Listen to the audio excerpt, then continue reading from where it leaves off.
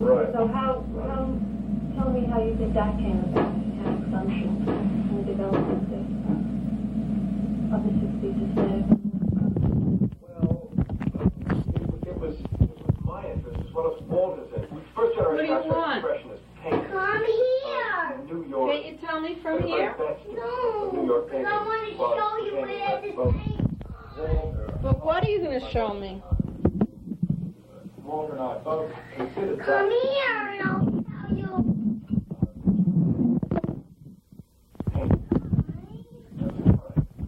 Or by that time that had occurred in this country. And what we both seemed to respond to, particularly, were younger artists who were moved and challenged and influenced by the best of first generation painters and the people we surrounded ourselves with. Okay. Just orange juice? Happened to be just exactly Okay. that group of people. We both Yeah. Eat your tended yogurt and I'll make the juice, right? to restrict our interest to pretty much that. We felt that course to be the most vital course. I have some yogurt. Certainly. Now I'll eat my bread. Okay. And consequently, we stayed I with never finished eating my a spoon. group of artists. Right? looking back on it. I haven't finished eating my spoon. Yeah. Started that's No, my spoon. Oh, my spoon. My Do you spoon. think that that's a vital category to No, my work in? spoon. You see a coherence Not my spoon. My spoon. My caboose. No, my spoon. My spoon. I see a, yeah, I do, much more so with the first generation, much more so Oh, I with didn't the understand. first Ferris generation, so to speak. They were all, I don't know well, when what you your consider spoon is. John Altoon at that particular time in the late 50s, Bill Bankston, very influenced by the work of Devencorn, and then beyond that, the work of Jasper Johns. So at that particular moment, very involved You didn't eat your bread. the abstract expressionist technique. Indeed, Billy was an abstract expressionist painter in 1959, beginning roughly in 1957, as was John Altoon, as was Bob Irwin, as was indeed Craig Kaufman and Ed Moses. And so they all did lump in that particular way.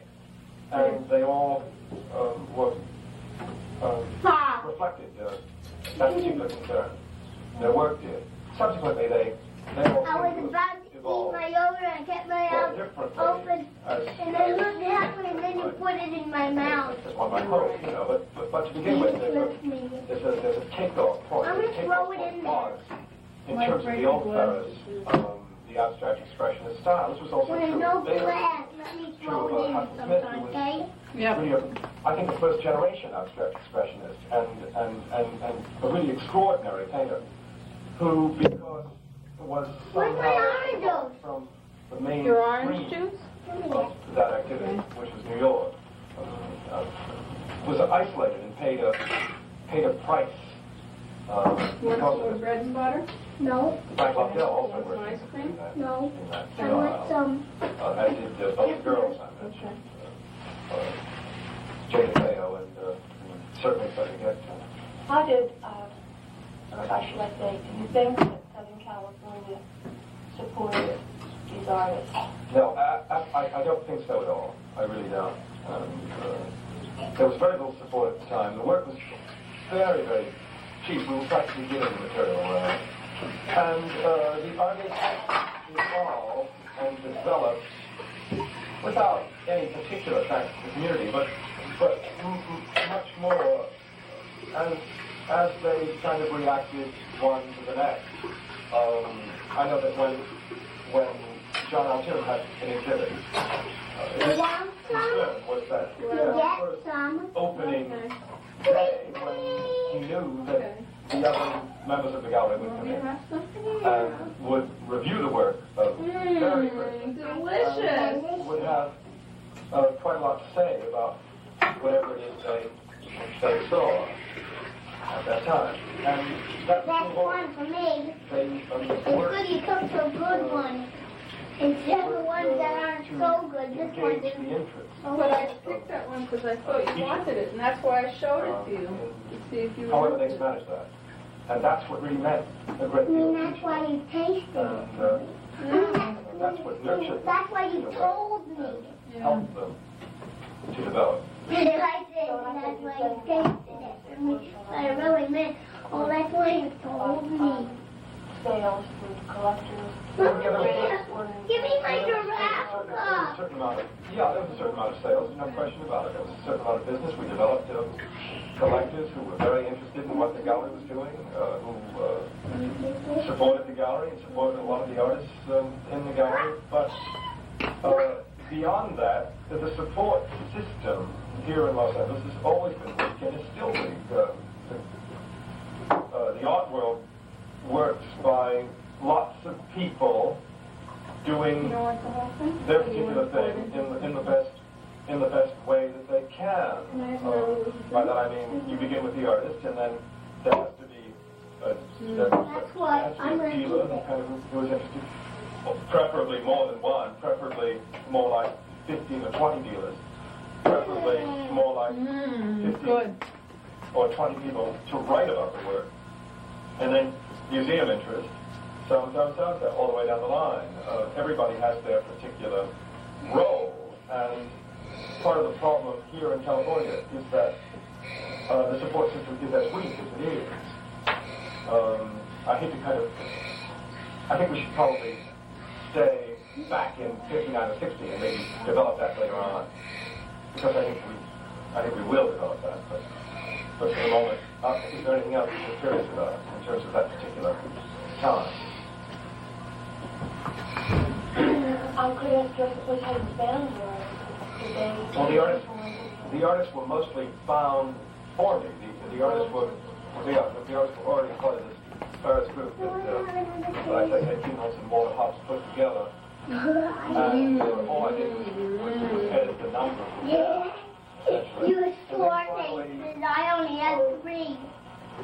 The way these people come to our attention is if John Altoon would come to me, for example, an artist that I was very involved with, an artist that I showed, and whose work I regarded myself. If that particular artist would come to me and say that he was aware of a younger artist somewhere in Venice that had a studio whose work he'd seen, I would always go and look. So they would change the peach juice into a ripe peach. That's a good idea. And you could squish it all together like a snowball. Yeah, and I would eat it up. You go along. Right? Right. And you know that And then put raisin eyes in it, and raisin nose, and lots of raisins for it now. Okay, and now, ta-da! Get undressed. Get around studio. You have to have some way to edit what it is you look at. No, sir. Why, sir? Get undressed. Why, sir? I like it that way. Then you can go right to bed after you brush your teeth. Guy? Who's a guy? No, I'm a guy. You're a missus.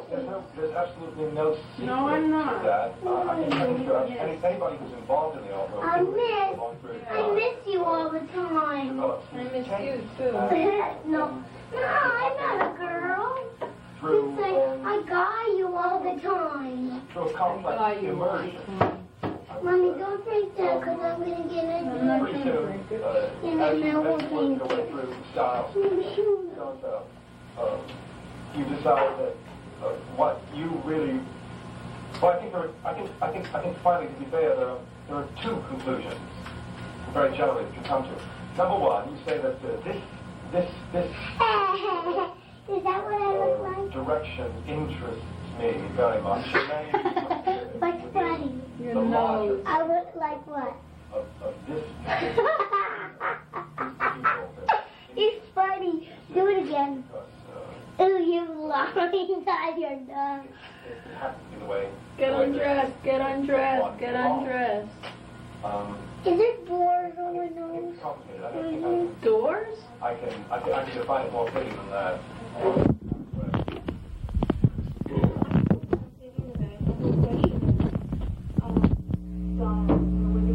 I don't know enough for those Movement that exists already. are. I'm trying to get at the kind They're in the kitchen on the chair. Come on.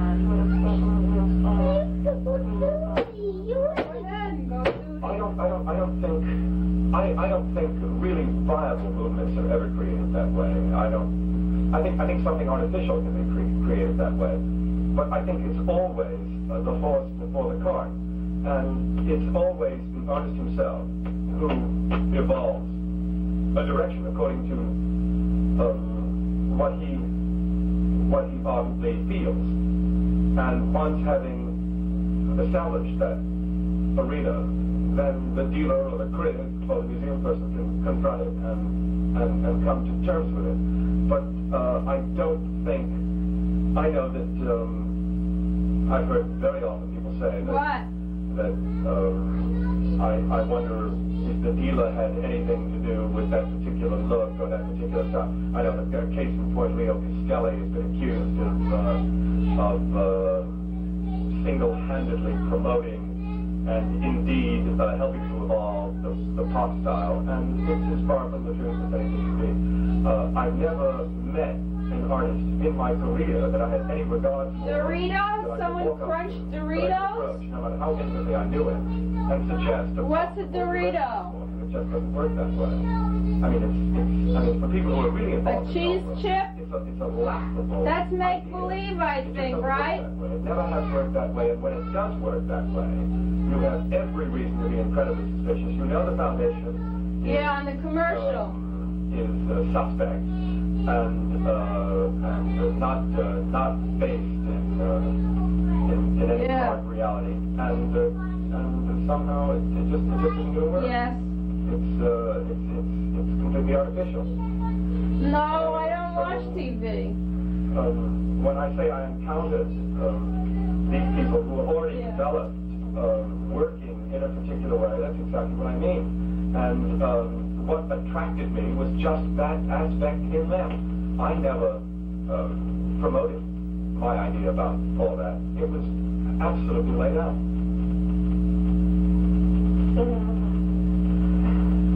Well, as we kind of zip along, I began putting together a group, a corresponding group with New York artists at that particular time, and I would do it, interestingly enough, by going to New York roughly once a year. That was about as much as I could afford. And there were 3 people back there whose opinions I had a high regard for, and who I was always very quick to call, and whose advice I was quick to ask. Those 3 people were Henry Geldzahler, who was a friend of mine even then, Dick Bellamy, who ran a gallery called the Green Gallery, which I think is one of the more interesting galleries to have flourished in this country at a very particular moment in time. And Bill Sykes, who was a curator at the Museum of Modern Art, and somebody I got to know early on, and somebody whose opinion I had a high regard for. And what I would do is, when I got to New York, I would call these 3 people. This format varied from time to time, but very generally I would call the 3 people I just mentioned, and I would say, have you been to studios, and what artists are you looking at, and what younger people have you seen that are provocative to you? And I would get 3 lists, and I would compare the lists privately in my hotel room. And I any don't think names you finished that your appear on Kefir. all You 3 can of those finish it lists if at you the same want. time with somebody I was determined to Okay, leave it. I would go and visit. Okay. Stella was one of those people, as a matter of fact. And Bill Sykes taught Frank at Princeton and was largely responsible for Frank's inclusion in an exhibition at the Museum of Modern Art in 1958 called 18 Americans. This was an ongoing show of American painters that Dorothy Miller were put together. And Bill Sykes, who had taught Frank at Princeton, told Dorothy Miller about this young man that he thought was extremely promising. And Dorothy Miller went down to Frank's fellow studio. Frank at that time was either 18 or 19 years old, as I recall. And she included him in this really extraordinary exhibition, 18 Americans, which included a couple of Bay Area people, as I recall. Molly Hendrick was in the show, Jay DeFeo was in the show, Jasper John had his museum debut in that exhibition, as did Bob Rosler. Elspeth Kelly was included, and several other artists, not as well known, and Frank Stone. And Bill Sykes, again to me, said there's this young artist, Frank Stone. I had seen Frank in that show, but Frank again visited and was hard at work on a group of silver paintings. What? Notched silver paintings. It's not in your room. It is too in your room. Early on. I bet it is. One time I took it out and I didn't put it back in. In Los Angeles, and he was nothing but cooperative. Elspeth Kelly was an artist I knew when I was You mean this living book? in New York before I moved to Los Angeles. And Kelly was another artist I was very determined to represent. So went to see him and arranged that very quickly. And then I remember in 1961, both Geldzella and Richard Bellamy said that a younger painter that might look in on his name is Andy Warhol. She was a happy little train. Warhol's She had studio. such a I called job him. load to In carry. advance, made an appointment, went to his studio, Her and cars saw a were group still of full of paintings good things for boys that and had girls. cartoon subject matter. They were But I toy didn't like them at animals. all. And I liked Andy very much. Giraffes with long necks, teddy bears with almost no necks at all, and even baby elephants. And Thank you very much for having me over and left. I had came to be in New York some 6 months later, I recall, and I went to see Ivan Karp, who And was they then were working cars for me with and toy stuff. engines, And Ivan Karp airplanes, said, pop, jackknives, cartoon painting. And I said, I know this artist, it's Andy Warhol. And Ivan said, no, not at all. It's a man by the name of Lichtenstein, and he lives in New Jersey. And we're thinking about giving him an exhibit. And I said, well, let me see the But that was not all. slides again. I looked at them more carefully. I was very provoked by them. Oranges, red cheese, And I said, well, apples, perhaps bottles of creamy milk, I'll show him in California. And Ivan said, well, he thought that was fine. And then I left the gallery, called Andy Warhol. I thought this was strange, very coincidental. She puffed along And so I called merrily, Andy and and all went of a sudden over to she visit him, stopped and with a he jerk. asked if I couldn't provide. She He said, simply could not very go charming. another inch. Please She come back. tried and she And I tried, but did, her wheels and would he not was hard turn. at work on What were all those boys and girls on series the of other soup side of the campaigns. mountain And going I to said, what see happened to their the cartoon? wonderful toys to And he play said, with I and went to good see food to eat? Ivan Karp at the Oticelli, and he showed me some slides by a young guy whose name I can't recall, but he Here was comes doing a cartoon shiny new paintings. engine, said the funny little clown. He's doing them so much more Jumped out of the interestingly train. than the way Let's I ask was him to doing help them. And I us. thought I was So all indeed the dolls and now. toys cried out And together, I said, please, shiny new engine, incredible. I said, please I said, pull would you our like to train show over the me? mountain. Our engine He is said, broken yes, down. he would. But he didn't have a gallery at that time in New York. And the boys and girls on the other side don't have any toys to play with or good food to eat unless you help We struck a us. bargain, and But that the summer, shiny in new the summer engine of snorted, 1962, I pull you, I'm a passenger engine. I have just carried a big fine train over the mountain with more cars than you ever dreamed of. My train has sleeping cars with comfortable berths, a dining car, and a car with cars. I pull the likes of you, indeed not. And off he steamed for the roundhouse, where engines live when they're not ticking. How sad the little train and all the dolls and toys fell. Then the little clown pulled out. The passenger engine's not the only one in the world. Here's another engine coming, a great big strong one. Let's ask him to help us. Well, I remember thinking very hard about them, and I thought really hard about them finally. Please, oh please, big engine, cried all the I'll dolls tell and you toys. that I decided I would show them when I was in Our Andy's engine is studio, broken down. simply All the because boys I and girls on the thought other they side don't were have any toys to play with or riveted to eat unless you help us.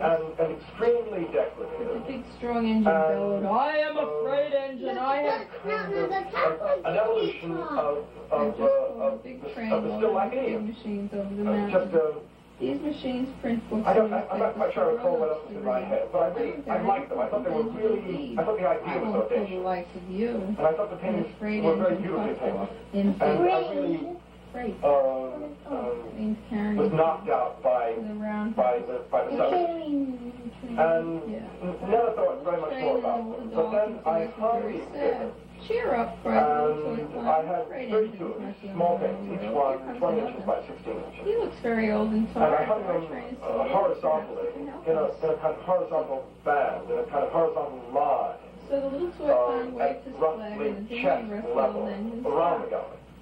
Please And cross it surrounded, completely surrounded anyone walked in at that time. Won't you please pull our train up the mountain? And the more time I spent in the gallery, I remember selling 5 or 6 individual paintings for $100 a piece. That's what they were. But the rusty old That's what lady they were sighed, I'm so selling for at that tired, I time. must rest I my sold weary perhaps wheels. 6 paintings, I cannot and pull even I so spent little 8 hours a train day over the mountain. I for cannot, several I weeks cannot, I with those cannot. paintings. And they absolutely, by the end of a couple of weeks, they absolutely haunted me. They really haunted me. And they seemed to me so complex. And they seemed to me to talk of so many different issues. And off he runs Virtually anything you want to say about them occurred to me at that time. I cannot. That they had a kind of frightening, Then indeed, Kafka-esque the little train was very, intensity. very sad. Certainly true. As a matter of fact, I remember saying that to somebody at that time. Maybe Henry Sellers was one did. And he said, what are you doing with these? And I said, Henry, I said, look at them. They have a frightening, Kafka-esque intensity. He chortled and walked out of the gallery. And slammed the show, as I recall, vigorously. But that didn't bother me. I found the experience of looking at them extremely complex. I don't think they've ever really been properly dissected or written about. Even today. I have so many different views about them. And I went through so many different ideas about them. And they so stimulated me and so excited me that at the end of 2 weeks, I called Andy up and I said, look, I said, would you sell the group to me if I kept them intact? And he said, oh, he said, you know, I painted them as a group. He said, I love for them to stay together. And if you can keep them intact as a set, I will indeed give you a very special price. And I said, terrific, let me get back to you. So I called the 6 people, 5 or 6 people had sold individual pictures to. And I said, I've made this deal with Andy, and he's agreed to sell me the entire set if I keep them intact. Will you relinquish your picture? And the people who bought the paintings at that time bought them for kind of perverse reasons. They bought them because they looked good in kitchens and so on. Or they bought them as a joke to give to their wives or one thing or another. You know, there was no such thing as pop art at that time. You have to remember that it was called new painting of common objects. It was called style. The pop style was called began to smile and cheer.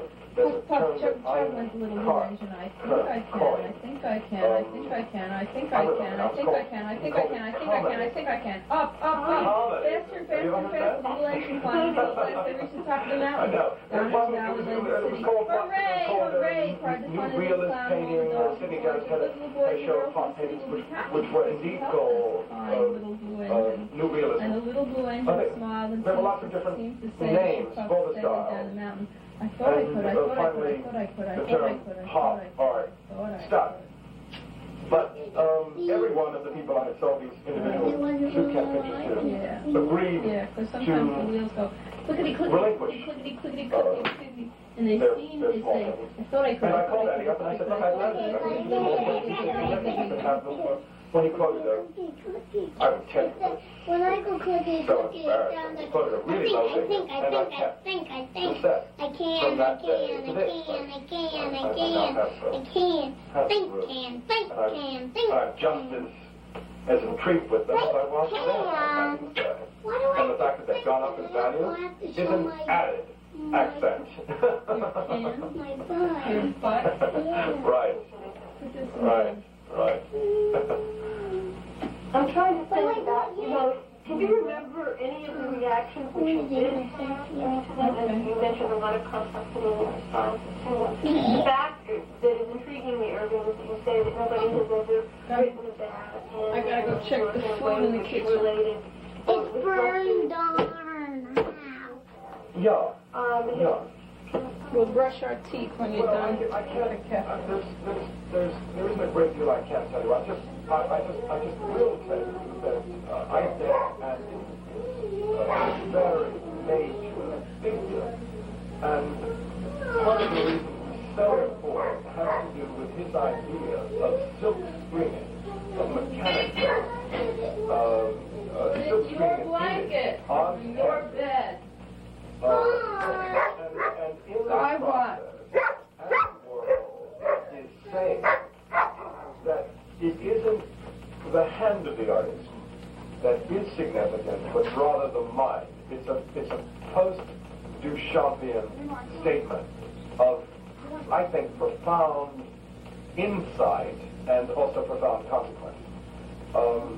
I also think that a lot hasn't been written because his influence is still very pervasive. His influence extends, Okay, thank will you. continue to extend way beyond where it is now. That was good. To absorb You fooled me. and will extend beyond them. And Don't put your blanket in bed. And the area will be scrutinized,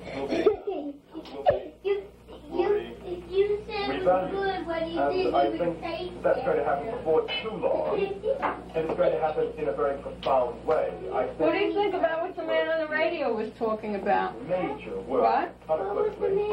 And What? I think What were you? What do you think about what the man on the radio was talking about? I don't know. Oh, as anyone you can name no, of his Why? generation. I wasn't And I felt listening, really. that strangely Were you listening? No. during that Sudan exhibit. And What it just were had they to do with saying, a really? certain Talking about making high pictures. intuition that I had at that time. You have to remember You said you weren't listening. that Oh, all you're the right. things that I took on from as well as his older son. They were all very close friends. We all shared similar concerns. Our insights were absolutely the same. People say to me, well, who's it you're looking at now? Well, I don't know if I'm as quick as I was at that particular time. At that particular time, I was putting a thing together. I was young, and the artists I assembled were my age. My insights were very sharp and very precise. They're not that today. I look at what I see going on today of artists using various kinds of media that have never been used, and I find all that perplexing. I find it intriguing. I find it complicated, but I'm not as clear about it as I was at one particular moment, and I absolutely know that and understand that about myself. And I Okay. don't pretend to have I that. forgot to give you corn to eat. That quality. I think probably you have it at one time in your life, and then if you're clever, you understand that you had it, and you let it sit. Okay. And if you want to surround yourself with work of that particular moment, that's fine. That's your prerogative. I can't see criticizing the stuff that say comes beyond. Because I don't Yes, think and then it would break, and we'd have to put it back up if we could, which I'm not sure we could. You have to ask that man. What man? The man who made the house. Forming a case. And also the man who owned the house. Oh, I was certain, almost to the point of arrogance at a certain moment, simply because I was fantastically experienced. I did nothing but visit art studios and talk to artists. And I was always in the company of artists. And so I knew, at that particular moment, I knew the best, at least what I felt was the best, what was happening. And I happened to be right. There were other people who had similar experiences who were wrong. So I don't know what that tells you. Not very much, I suspect, you know. Let me go back to one aspect. You talked about the Warhol and grouping way, and you mentioned beverages Yes. at one point. Now, isn't that a very controversial world? And I know that you have had often in your gallery shows which should look good, and I know you're very sensitive to furniture. Right. Tell me your attitude. Yeah, well, I have nothing against something being extremely decorative and working in certain situations. But as I say, that's one aspect of a much more complex overview. If it's merely decorative, well then it's just calendar art. But if it engages if it engages you intellectually, if it does this and if it does that, and if it does this and if it does that, and if it's decorative to boot, and if it's finding something pretty to boot that you can really look at, and that you really enjoy looking at, and get a certain delectation from, why that's marvelous. So where are we now in time? We're roughly in the 60s, roughly around 62, I would say, and I can remember certain experiences I had with certain New York people. It wasn't always easy to get material. I can remember being very interested in the work of Jasper John, for example. I went to see Leo Castelli, and I said I would like to have a show of work by this artist, and Leo said, well, he works very slowly, and it's terribly difficult to put an exhibition together. And I said, would you mind terribly if I visit with him, if I go to the studio and spend some time with him? I'd like to meet him in any case. And Leo said, that was the greatest pleasure, go right ahead. And I called Jasper. Jasper was kind enough to invite me down to the studio, and we visited. I remember seeing a little Schiller's collage on the wall of the studio. And we sat for a time, and he was in the process of making sculpture. This is an involvement that engaged him for some years, beginning around, say, 1958, extending roughly 1965, beginning with the flashlight, light bulb, and then those really incredible pieces he did comment on art criticism and criticism.